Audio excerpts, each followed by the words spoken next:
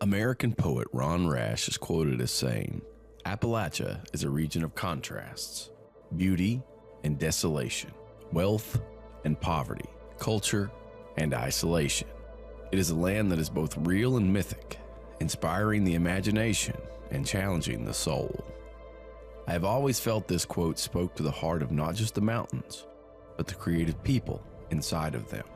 While Eastern Kentucky gets a negative view from the national media, one cannot undermine the amount of musical talent that has come from these hills.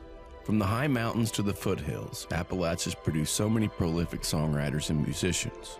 One cannot view, travel through, or think of the hills of Appalachia without thinking of a song. I was always inspired by writers, travelers, and singers for as long as I can remember. I still remember the first time I heard the song Cowboy Boot Hill. The song was filled with such heart, and the singer was right out of a Western novel.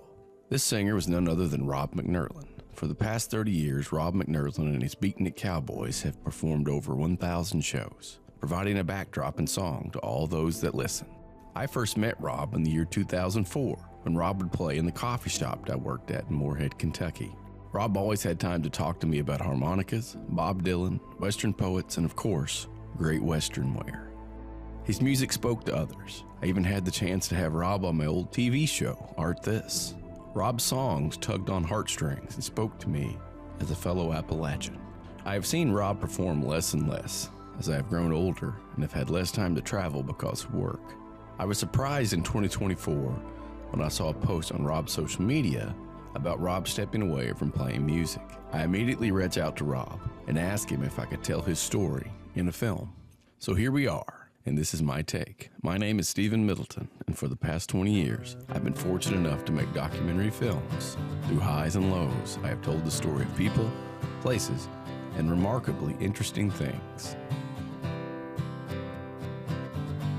This is a film about a poet, a songwriter, a trailblazer, a troubadour, and most importantly, my friend. This is from the Cowboys Boot Hill, the musical journey of Rob McNerlin. Early morning, almost dawn. I saddled the pony I rode in on.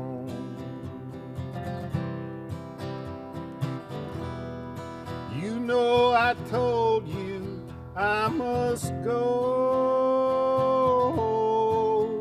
as my cowboy boot heel taps out the rhythm of my soul.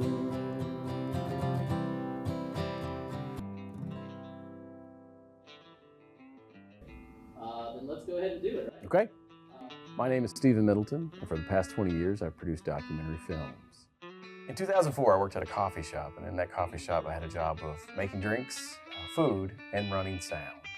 And I worked with a lot of musicians running sound, some who weren't so kind to me, others who were very nice. And it was there that I met this very tall, very interesting, and very kind man named Rob McNerlin. He had a post about a year ago on his social media that he was going to retire, that he was hanging up the hat and the guitar. So I wrote him and asked him if I could produce this piece on his life and career. He said yes. So I hope this lets audience people, especially younger people, understand who Rob is and his music and his contributions, especially to all of the current people in the business, not only just Nashville, but all over the U.S. that Rob inspired, but to understand Rob's music and his value and his worth in this field after all these years. Now here's the cowboy himself, Rob McNerlin.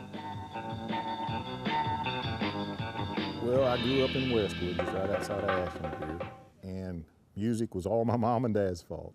They had the greatest record collection. Mom had a whole box of 45s from the 50s with Elvis and Chuck Berry and Little Richard, and especially those Son Johnny Cash records. That's what really got me. And Dad had Hank Williams albums and Tex Ritter, and they played them all the time. And Dad got one of those big furniture stereos. And at night we would go to bed, and he would, however many albums they would hold, 5 or 6. And I remember going to sleep listening to Johnny Cash. And at Christmas of '69, I asked for a guitar. Started taking lessons, and it's so funny because for some reason I ended up with an electric guitar. which was weird because Johnny Cash didn't play electric guitar. But so when I started lessons, the teacher was like, what do you want to learn? And I said, Johnny Cash. And so he was trying to teach me the Luther stuff, you know, dum ticka dum ticka dum ticka. And after 2 or 3 lessons, I told him, I said, look, Johnny Cash is hitting all the strings at once. And he goes, oh, you want to play chords? And I said, I don't know. I want to play like Johnny Cash, you know. It was after high school that I really, probably during high school, me and some friends started playing. Well, we never played out anywhere. We weren't good enough to play out. We weren't even really good enough to play in the basement, but we were having fun, and that's why it's called playing.